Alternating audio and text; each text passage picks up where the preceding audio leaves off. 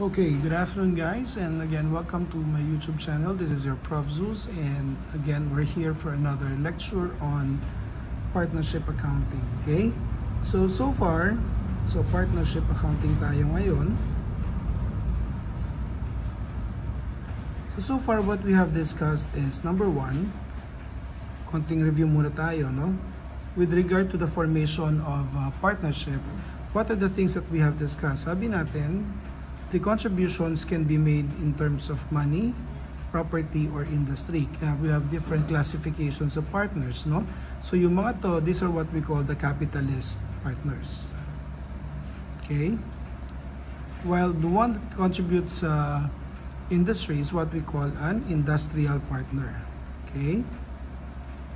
So capitalist partners can contribute cash or non-cash. Okay, anong sabi natin noon? Kapag cash, there's no problem because the valuation is based on the face amount of the cash that was contributed into the partnership. Now, for non-cash, we will make use of the fair market value of the asset that was contributed. Okay, so it could be in the form of receivables, could be in the form of inventories, could be in the form of property, plant, and equipment. Okay. Now, in which case, we have to first adjust the books, okay, to recognize the fair value of the asset, non-cash assets that will be contributed, and then recognize that as direct to equity adjustment. Okay, so by doing that, we'll be able to find the adjusted balance of the equity. Okay, now for industrial partners, we said that there's going to be a memo entry. Okay, so no formal journal entry, but we will make a memo entry, okay, to recognize the admission of an industrial partner. Okay, now remember that an industrial partner shares only in the profit, no? So he shares only in the profit of the company or the firm, and he doesn't share in any losses of the company, no? So yan. And then what else? Now we also discussed about operations. Okay, now so once a partnership, okay, I use these investments by the partners, okay, either cash or non-cash, to conduct in the conduct of the business. They actually earn revenues and incur expenses. Okay, so therefore there is a resulting net income or net loss. So under the operations, no, what did we discuss under operations? Okay, we discussed about the distribution. Okay, distribution of the resulting profit or loss. Okay, distribution of profit or loss. And we said that there's a number of ways. There's a number of ways on how profits and losses can be distributed among the partners. Number one could be based on the capital contribution. Okay, now it has to be agreed by the partners. So what will be the basis of the distribution of the profit? Okay, when say capital contribution, it could be based on the beginning, the ending, or the average capital. No, now the average is true when there are changes during the year on the capital, like there are additional investments or withdrawals during the period. Okay, so in order to be fair, you can use the average capital balance of the partners, or it could be based on what? The agreed ratio, agreed P&L sharing. Okay, yan. So there are a lot of ways you could give, you could give salaries to partners and all the stuff. Okay, so that's the coverage of the operations of the partnership. Okay, now ang discussion natin ngayon would be focused on what? On what happens during the operation. So here you have the formation of the partnership, and then after formation, this area would be the operations. Now, during this operations period, a lot of things can happen. Like say, for example, yan. Like what? There could be some changes in the capital structure of the partnership. Okay, the capital structure of the partnership could change over a course of time. Okay, so what are the happenings or the events that could trigger changes in capital structure? Number one, there could be a new partner that will be admitted. So admission of new partner.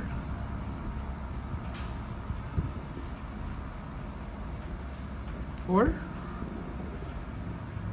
an existing partner could withdraw or could retire from the firm or of course due to debt. Okay, so yung mga to could trigger the dissolution of the partnership. So when you speak of changes in capital structure, then we said that there's dissolution, but the dissolution is not always equal to liquidation. So when you say liquidation, this is actually the winding up of the affairs of the partnership, meaning they want to cease operations, and so therefore they sell their assets and then pay off the liabilities and distribute whatever is left to the partners involved, no? But not all dissolution would lead to liquidation. Okay, so dito lang tayo sa dissolution. Okay, so admission of new partner or withdrawal, retirement, or death of an old partner, existing partner, no? So number one is the admission. So anyone can be admitted into the partnership provided that all partners would agree that you would be admitted into the partnership. So admission of new partner, provided that all partners would agree to your admission as a partner. Okay, kasi that's based on mutual trust of the partners, no? So sa admission of the partners of a new partner, paano ba pwedeng magkaroon ng bagong partner sa firm? No, unang-una, he could purchase of interest, ownership interest from existing partners. Okay, partner or partners. Okay, so for example, A and B are partners, okay, and they want to admit C. Okay, so C can purchase portion of A or portion of B or both. Okay, so that is admission by purchasing the interest of any or both or any or all of the partners. Okay, and then number two, he could invest directly into the partnership.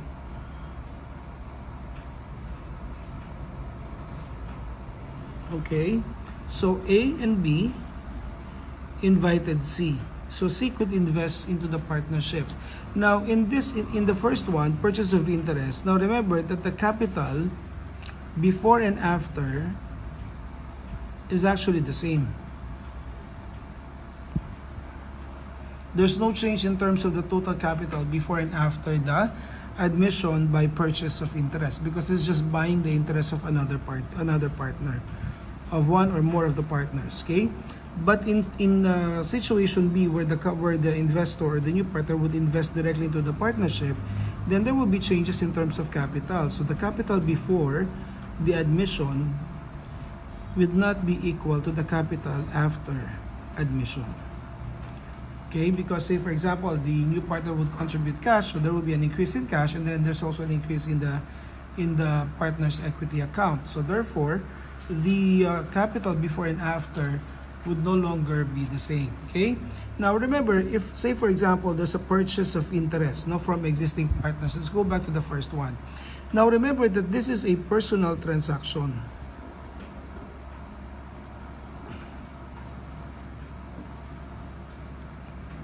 Between the existing and the new partner. So it's a personal transaction between the existing and the new partner. And when we say personal transaction, if there's any gain or losses, no, arising from the transaction, that is actually between the partners already. Okay, it is not recognized in the partnership books. I have to change the light, no, to check whether this is better than the other one. Okay. So it's a personal transaction between the partners. Okay, if there's a resulting gain or loss from the sale of the interest, then it's a personal gain or loss of the existing partner, no? The one who sold his ownership interest. Okay, hindi nila record sa libro yung gains and losses na yon. Now what will be recorded in the books is the mere transfer. So transfer lang of the equity. So like in this case, so si C ang bumili, no, ng interest for example ni A and B. So ano mangyayari? We will just record the transaction by debiting A capital for the portion that was sold and debiting B capital if both of them sold portion of their investment, and crediting C capital. So ito lang naman yung ating entrada, no? If that is the purchase of interest, okay? Now, what if the new partner will invest directly into the partnership, no? How will this be treated in the partnership books, okay? So, two things can happen. Number one, that the capital, no? Capital is the agreed capital, the agreed or the actual, the agreed capital is equal to the actual capital, or that the agreed capital is not equal to the actual capital. Okay. Now, if this is the problem, then if this is the case, then there's no problem, no? What are the things that can happen if the agreed capital is equal to the actual capital? Okay. One thing that you have to look into is the capital credit. Okay. If the capital credit to the new partner is equal to his actual contribution, then you just record the contribution of the admission of the partner by debiting the asset and crediting his capital contribution. Okay. Now, what if the capital credit of the new partner, okay, is, say for example, higher than his actual contribution?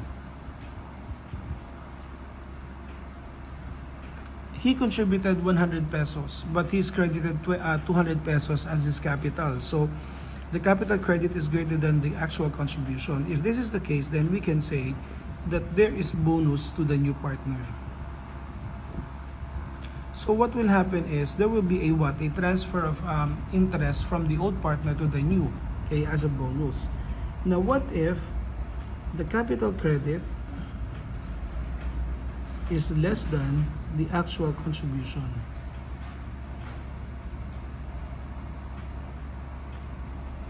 What if the capital credit to the new partner is less than the actual contribution? He contributed 200 but he was credited only for 100. So ibig sabihin, may bonus naman to the old partner.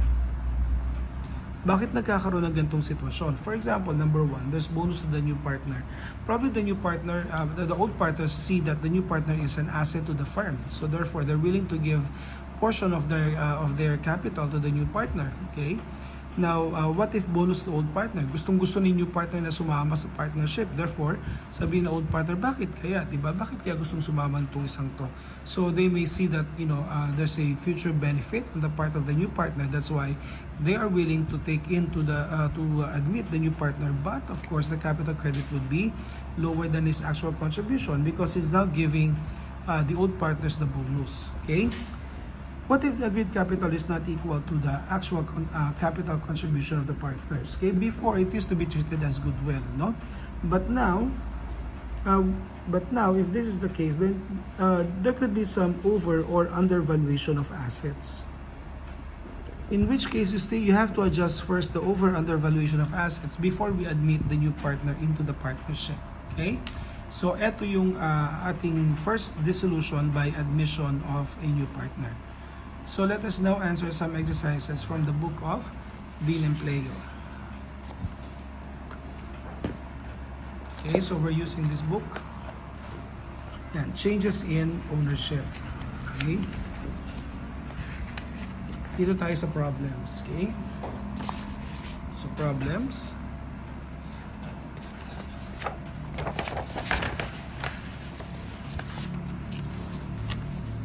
Okay, problem number 1. Ayan na lang. So, problem number 1. Reyes and Santiago are partners who share profits and losses in the ratio of 7:3. On January 1, 2021, the capital accounts are, so you have Reyes and Santiago. Now, they are going to admit Torres for a 40% interest in the partnership by direct purchase. So, he will pay directly the partners a total amount of 480,000 for a 40% interest in the firm. Now, tip ko lang, no, whenever you are solving problems, no, you have to read first the requirement. So you would know what information to pick and what information to disregard. Okay? So the question number 1 is to give the journal entry, no, in the books of the partnership to record the admission of Torres. Now remember, this is a direct purchase. What did we say about direct purchase? It is what? The personal transaction of the partners, of the existing and the new, or to the one that will be admitted. Okay? So therefore, si Reyes daw at si Santiago. And of course, si Torres. Okay?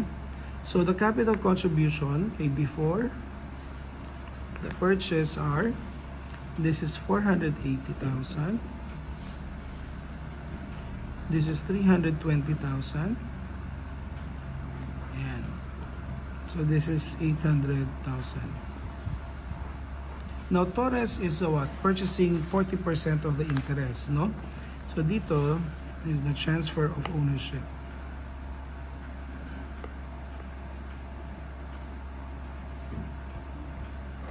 Okay, so he actually bought 40%, no? So 40% of 480,000. So that's 192. So yan, kay Reyes ang binenta niya is 192. Okay? And then 320 times 0.40 is 128. So therefore the total of that 192 is 320. So 320 was transferred to Torres. And then after, okay, so that's going to be 480 minus 192. So this is 288,000.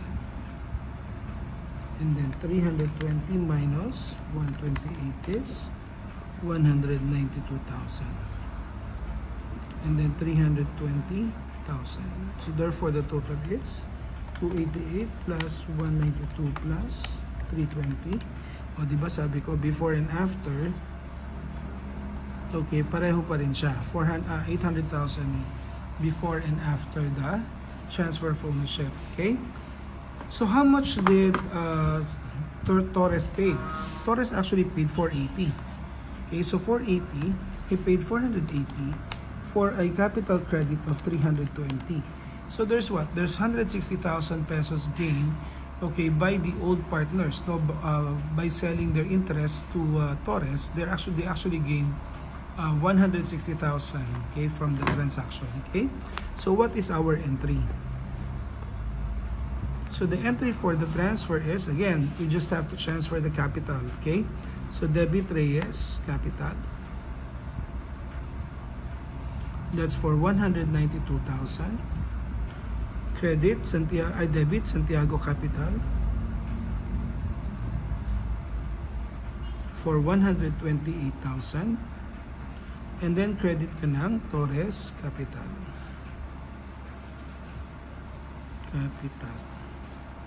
for 320. Okay, so yan ang ating entrada para sa transaction na yan, no? That's number 1. Number 2, okay, Mendez wishes to purchase 1/4 interest.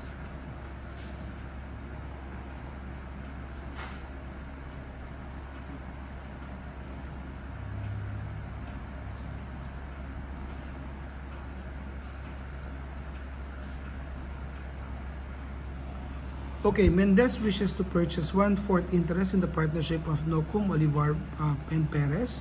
The three partners agreed to sell to Mendez 1/4 of their respective capital in profit and loss interest in exchange for a total payment of 2 million pesos. Okay, so before the admission, ito yung kanyang capital and the P&L ratio. And then, give the entry for the admission of the new partner, and then what is the capital balances, no? So yun, nga pala, how should the 480,000 cash be distributed? Okay, so that will be distributed among between Reyes and Santiago, right? So how much will Reyes get? That's gonna be 480 ba yun? 480,000. No, this will be distributed to Reyes and Santiago. So Reyes will get, how much will he get? That's 192. Okay, or pwede rin 480 over 800. So this is 320 over 800 multiplied by 480. Okay. So 480,000 times 480 divided by 800.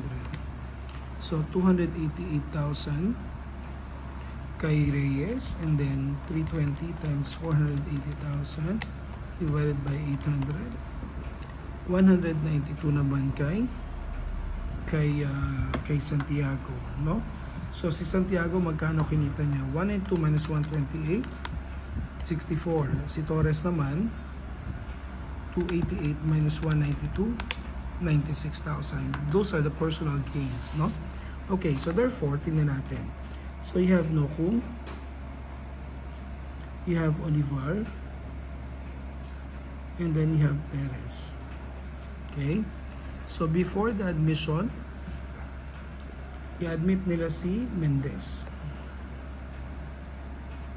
So before the admission, magkano to? Si Nokum has a capital balance of 3.2 million, and this is 2 million, and this is 1.2 million, for a total capital of 6,400,000.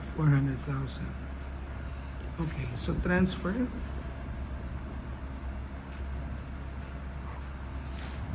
So 1/4, right? 1/4 interest. So what is 1/4 of 320,000? 3.2 million times 0.25. So that's 800. So 800,000 will be transferred. Then 2 million times 0.25. That's going to be 500. And then 1.2 million times 0.25, that will be 300,000. So therefore, how much is the total of that? 6.4 million times 0.25, that's 1.6. Again, this should be 0, no? Yan, 8 plus 8 is 16. So therefore, magkano natira sa kanila? Minus 800,000.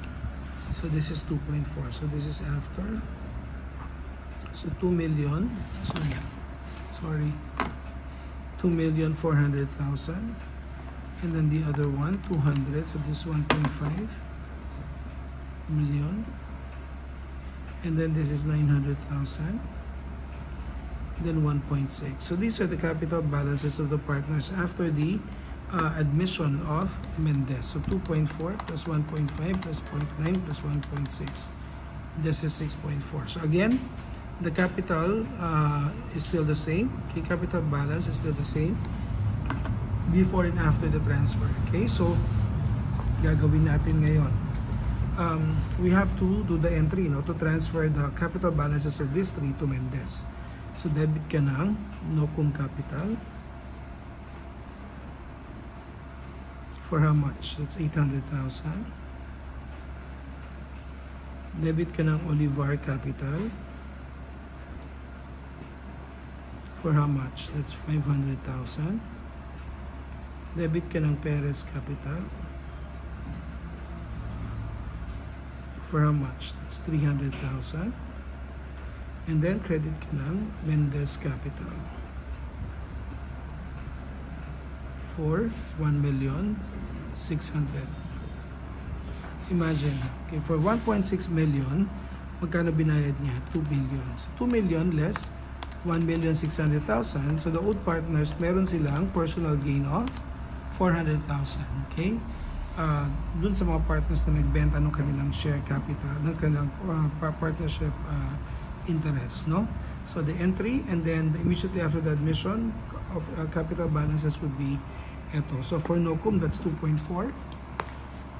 For Olivar, that's 1.5. And for Perez, that's 900,000.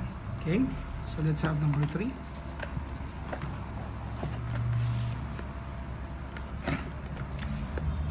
Number 3. Okay. Number 3, Fuentes and Garcia are partners with a profit and loss ratio of 80:20 and capital balances of this much. So what will be the capital balances of Fuentes and Garcia after the admission of Lison? Okay. So again, we have Fuentes, we have Garcia, and the new partner is Quezon. Okay. So before the admission, magkano yung capital ni Fuentes? That's 3.2 million. And then magkano yung capital ni Garcia? Garcia's capital is 1.6 million. So therefore, the total is how much? That's 4,800,000. Okay, and then Hizon will be coming in for a 20% interest. Okay, by purchasing 20% interest in the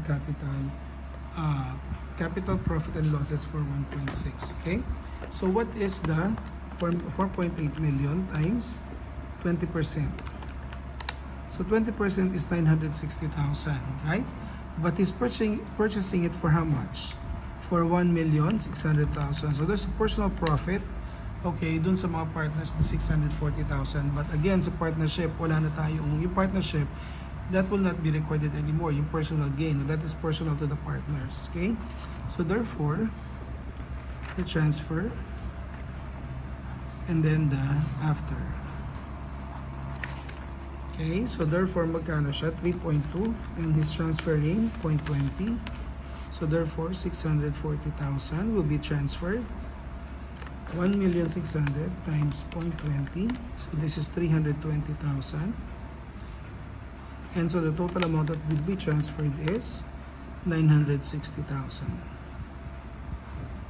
Yeah. So after the transfer, how much will be the capital of Fuentes? Less 640,000. So that's 2,560,000. And then si Garcia, 1.6 million minus 320,000. So that's 1,280,000. And then you have 964 Hizon. So therefore, the capital after the admission of Hizon is plus 2,560. It's still 4.8 million. Okay. Again, although it's not, it is not the one of the requirements, no? Entradahan na rin natin. Okay, so debit ka ng Fuentes capital for 640,000. Debit ka ng Garcia capital for 320,000.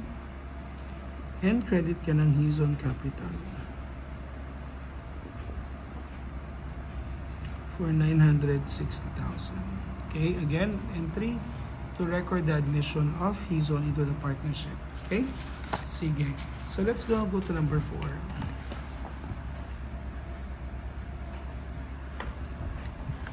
Okay, so Cindy and Candy are partners with capital balances of 1.2 and 800,000. They share profits and losses in the ratio of 3:2. Wendy wishes to be admitted as a partner in the partnership. Okay, so we're going to prepare the entries, okay, with these different assumptions. Okay.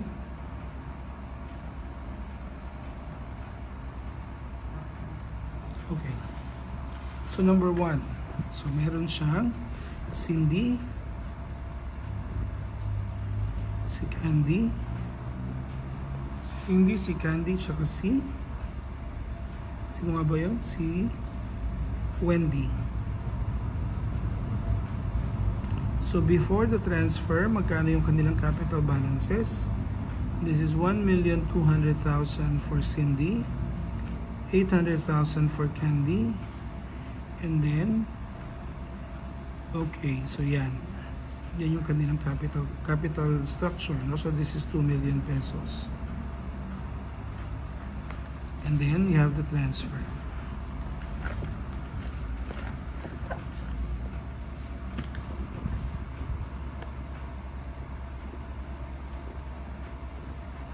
And then after. Okay, so Wendy purchases 1/4 of the equity of Candy for 320. So what is 1/4 of Candy? 800,000 divided by 4. So 200,000, no? So this is going to be a transfer from Candy 200,000 to Wendy for 200,000. Purchase to, no? So sorry. So therefore, same pa rin yung kanilang total capital, no? Kasi na-transfer lang naman yung capital from Candy to Wendy. So this is still 2 million pesos. Okay, yan. So therefore, magkano ang naging gain ni Candy? From 200,000 na benta niya 320. So meron siyang gain na 120,000. Okay? So what is the entry? Debit Candy capital for 200,000, and then credit ka ng Wendy capital for 200,000. Okay? This is letter A. Letter B. Wendy invest 400,000 for 1/6 interest. Okay? So dito, ano nangyari? Si Wendy has invested directly into the partnership, no? Hindi na siya bumili ng interest, but then he invested 400,000 for 1/6 interest in the firm. Okay? So how are we going to do this?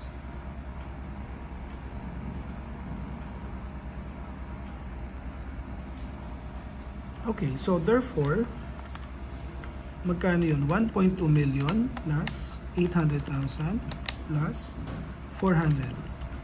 So 400,000 is 2.4. 1/6 divided by 6 is 400, which is equal, right? So therefore, ulitin natin. Okay? Meron si Cindy na 1,200,000, right? And then meron si Candy na 800,000. Okay? And therefore, si Wendy papasok na magkano? 400,000. So therefore, the actual capital is how much? This is 2,400,000, right? Okay, times 1/6, the capital credit to ano, no? So that is 2.4 million divided by 6. That's 400,000. So magkano investment niya? He invested also 400,000. So pareho lang, right? So therefore, anong entrada natin? Debit cash for 400,000 and credit ka ng Wendy capital for 400,000. Okay? Letter C. Wendy invests 800,000 for 1/3 in the agreed capital of 3 million pesos. Okay? So tingnan natin. So magkano yung agreed capital niya?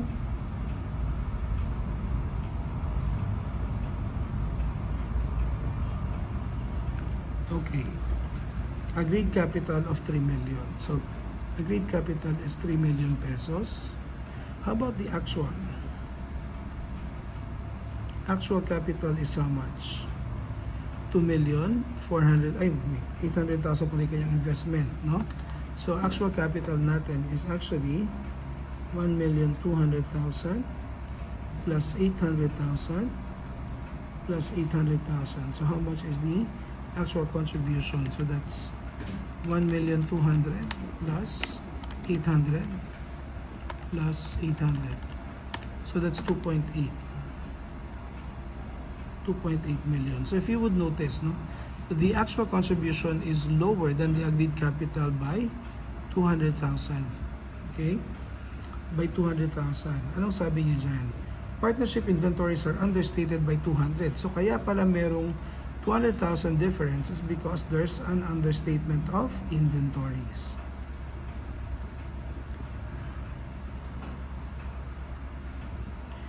Meron pala siyang understatement in terms of inventories. Okay?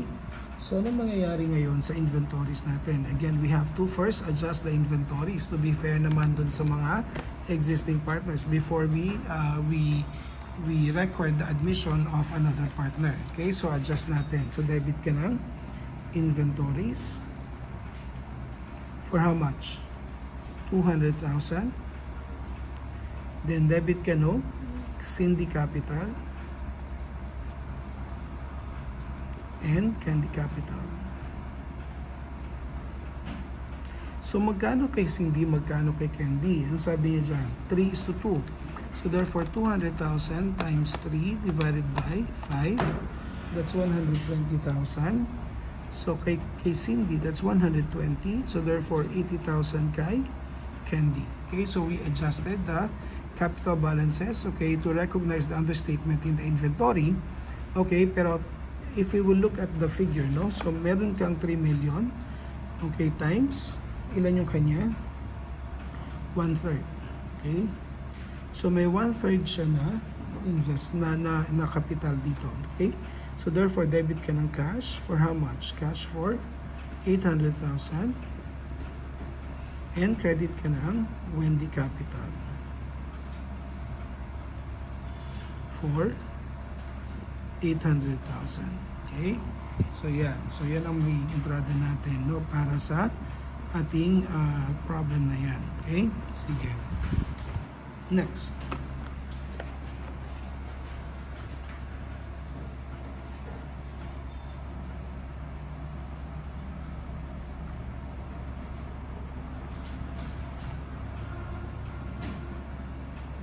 Meron kang magkano to bale? Sorry, 1/3. 1/3 is 1 million. So may 1 million pesos na capital credit si Wendy. So may 1 million siyang capital credit. Okay?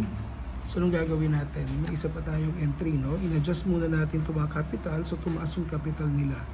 Okay? So again, tignan natin, no? So magkano na ngayon ang capital ni Cindy,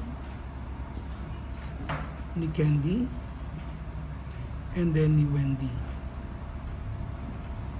Okay, so si Cindy, before adjustment, that's 1,200,000. Do you follow, guys? Si Candy, 800,000. This is the original capital, right? And then yung kanilang understatement sa inventories, so may plus 120 siya, may plus na 80. So therefore, magkano to? This is 200,000. So therefore, magkano na ang capital ngayon ni Cindy? That's 1,200,000 plus 120. So this is 1,320,000. And then 800,000 plus 80,000. So this is 880,000. So therefore, plus 1,320,000. So 2,200,000, no? Eh, ilan yung binenta niya? Okay. Ayan pala, no? So 2,200,000 yung kanilang tawag dito, adjusted capital, plus yung kay Wendy na 800. So 800 yung kay Wendy rito, no? So ngayon, ang mangyayari, babawasan natin yung capital ni Cindy tsaka ni Candy. Okay? Because ang kanyang investment, if you would notice, no? 1 million yung capital, this is the capital credit, but the actual is what? Actual is only 800,000. So therefore, there's a 200,000 peso difference, and this is what? Bonus. Okay, coming from the old partners, no? Kasi malaki yung na-credit sa kanya, di ba? Hindi naman ganun yung kanyang investment. So therefore, mayroon na ngayong anong gagawin natin? Meron ng bonus na manggagaling sa old partners, okay? Kaya dito tanggalan natin ng tawag dito 200,000, no, from dito at saka dito. Okay? So magkano 200,000? Actually, yun din yun, no? So minus 180.